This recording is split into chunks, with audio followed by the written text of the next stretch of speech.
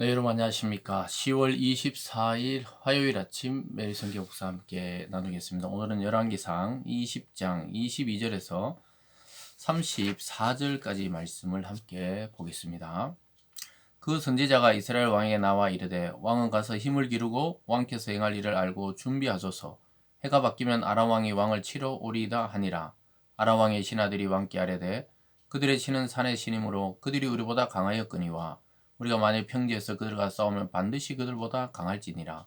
또 왕은 이 일을 행하실지니 곧 왕들을 제하여 각각 그곳에 떠나게 하고 그들 대신에 총독을 두시고. 아멘. 한 구절 더 보겠습니다. 29절로 가보면요. 진영이 서로 대치한 지 7일이라 일곱째 날에 접전하여 이스라엘 자손이 하루에 아람 모병 10만 명을 죽이며 그 남은 자는 아벡으로 도망하여 성으로 들어갔더니 그 성벽이 그 남은 자 2만 7천 명 위에 무너지고 베나닷은 도망하여 성읍에 이르러 골방으로 들어가니라. 아멘. 오늘 본문의 내용을 중심으로 반복되는 전쟁과 큰 승리라는 제목으로 말씀을 증거하겠습니다. 베나닷과 아람 군대는 아합을 한 번만 와서 침공한 것이 아니고 또다시 반복해서 계속해서 전쟁을 일으켜서 북이스라엘을 정복하려고 하는 것을 보게 됩니다.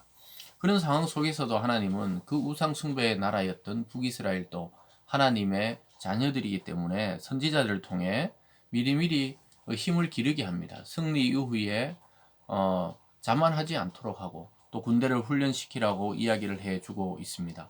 그런 와중에 아람 왕의 그 신하들은 그 여호와라는 신이 그들은 산지의 신이기 때문에 우리가 평지에 싸우면 그들을 이길 수 있다 해서 다른 작전을 세우게 되는데요.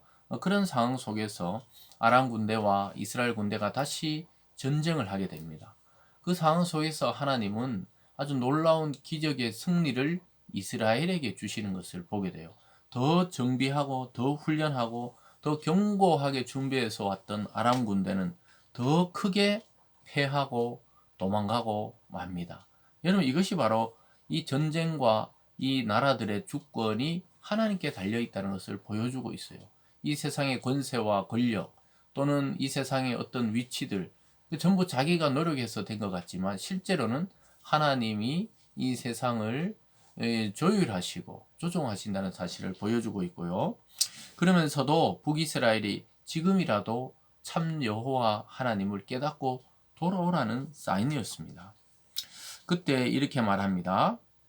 29절에 보면요. 진영이 서로 대치한 지 7일이라 일곱째 달에 접전하여 이스라엘 자손이 하루에 아람 보병 10만 명을 죽였다. 이렇게 이야기합니다. 10만 명을 죽였는데 이 이유가 무엇이냐면 아람 군대들이 하나님을 자꾸 산의 신이다. 뭐 어떤 그 특정한 장소나 또 그 민족에게만 역사하는 그런 잘못된 신앙관, 즉 이 우주와 만물과 나라를 다스리시는 참 하나님을 몰라보는 것에 대해서도 하나님이 심판하시는 것이죠. 그게 앞절 28절에 나옵니다. 여호와의 말씀에 아람 사람이 말하기를 여호와는 산의 신이요 골짜기 신이 아니라 하는도다. 그러므로 내가 이 큰 군대를 다 내 손에 넘기리니 너희는 내가 여호와인 줄 알리라 하셨나이다 하니라.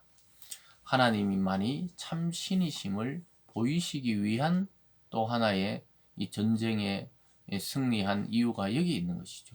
그래서 하나님은 이 성도들이나 교회가 세상 속에서 뭐 큰 권력이나 능력을 가지지 못한 것 같지만 우리가 속한 우리의 공동체 속에 또 사회 속에서 참 놀랍게도 하나님이 우리에게 성과를 주시고 열매를 주시고 결과를 주시고 무엇보다 믿음의 승리와 또 이 삶의 승리를 우리에게 주신다는 사실을 보여줍니다. 그렇게 잘 준비되었다고 생각했던 아람 군대는 10만 명이 한꺼번에 죽게 되고 그 남은 자들도 아벡이라는 성읍으로 들어갔는데 그 성벽이 무너져서 죽게 됩니다. 30절에 보면요. 그 남은 자는 아벡으로 도망하여 성읍으로 들어갔더니 그 성벽이 그 남은 자 2만 7천 명이 위에 무너지고 베나닷은 도망하여 성읍에 이르러 골방에 들어가니라. 2만 7천 명이 한꺼번에 또 죽게 됩니다. 그래서 10만 명이 넘는 군인들이 죽게 되고 왕은 도망가서 골방에 틀어박혀서 숨어 있다는 것입니다. 그런 상황 속에서 아합 왕이 베나닷에게 호의를 베푸는데 이것은 하나님의 뜻이 아니었어요. 그와 그들을 삼키러 왔던 베나닷을 살려주고 그를 형제라 칭하면서 평화 조약을 자기 멋대로 맺어버립니다. 역시 하나님이 이 주신 승리와 그것을 하나님께 영광 돌리지 않고 하나님께 묻지 않고 자기 혼자 그렇게 하는 것을 보게 되는데요. 32절에 보면 그들이 굵은 배로 허리를 동이고 테두리의 머리에 쓰고 이스라엘 왕에게 이르되 왕의 종 베나다시 청하기를 내 생명을 살려주옵소서 하더이다. 아합이 이르되 그가 아직도 살아있느냐? 그는 내 형제이니라. 그 사람들이 좋은 징조로 여기고 그 말을 얼른 받아 대답하되 베나닷은 왕의 형제니이다. 왕이 이르되 너희는 가서 그를 인도하여 오라. 베나닷이 이에 왕에게 나오니 왕이 그를 병거에 올린지라. 아니 숨어 도망가 있는 이 적군의 왕을 자기 마음대로 병거에 올리고 살려주고 또 형제라 칭하고, 참 이것은 하나님의 영광을 훔쳐서 자기가 뭔가 관대한 사람처럼 보이려고 하는 잘못이죠. 하나님의 영광을 훔쳐버리는 그런 허영심에서, 그러니까 이 아합이 굉장히 왔다 갔다 하는 신앙이에요. 그러니까 왔다 갔다 한다는 게 그 이세벨에게, 그 부인에게도, 또는 또 하나님의 선지자가 나타나면 하나님 선지자 말도 듣고, 또 오늘 이 승리 이후에는 자기가 뭐 배포가 큰 사람처럼 상대 왕을 또 살려줘서 병거에 같이 올리는 것입니다. 그래서 그 34절에 보면요, 베나다시 왕께 아뢰되 내 아버지께서 당신의 아버지에게서 빼앗은 모든 성을 내가 돌려보내리이다. 또 내 아버지께서 사마리아에서 만든 것 같이 당신도 다메섹에서 당신을 위하여 거리를 만드소서. 아합이 이르되 내가 이 조약으로 인해 당신을 놓으리라 하고 이에 더불어 조약을 맺고 그를 놓았더라. 그래서 막 모든 성읍을 돌려주고 또 아합의 거리를 만들어라 또 막 칭찬하고 이러니까 우쭐해가지고는 그냥 평화조약을 맺고 풀어주고 맙니다. 자기 민족을 그렇게 압살하고 조공을 바치게 하고 압박을 했던 그러한 이 왕 베나닷을 오히려 형제라 여기며 이 하나님을 모독하는 행위가 되고 맙니다. 하나님이 주신 승리를 참 하찮은 것으로 만들어버리는 그런 일이 되고 말이죠. 저와 여러분이 주신 하나님의 은혜가 있다면 반드시 하나님께 영광을 먼저 돌려드릴 수 있기를 바랍니다.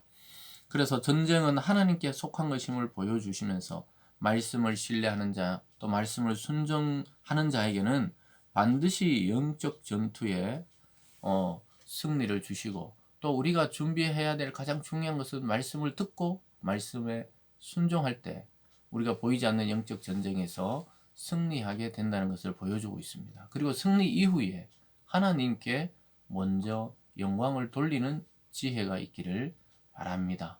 기도하겠습니다. 사랑의 하나님 아버지, 반복되는 전쟁 가운데도 승리를 주시는 하나님께 영광 돌리지 않고 자기 멋대로 행하는 아합의 모습에서 결국은 이 멸망하고 말 이스라엘의 운명을 보고 있습니다. 하나님, 우리에게 날마다 주시는 은혜를 잊지 않게 도우시고 그 은혜에 감격하고 감사하며 하나님께 먼저 영광을 돌려드리는 참 성도의 삶을 살아가는 우리들 되게 하시고, 영적 전투에 대비해서 미리 말씀을 듣고 순종하는 훈련에 기꺼이 우리의 삶을 드리는 저희들 다 되게 하여 주시옵소서. 감사드리며 예수님 이름으로 기도드리옵나이다. 아멘.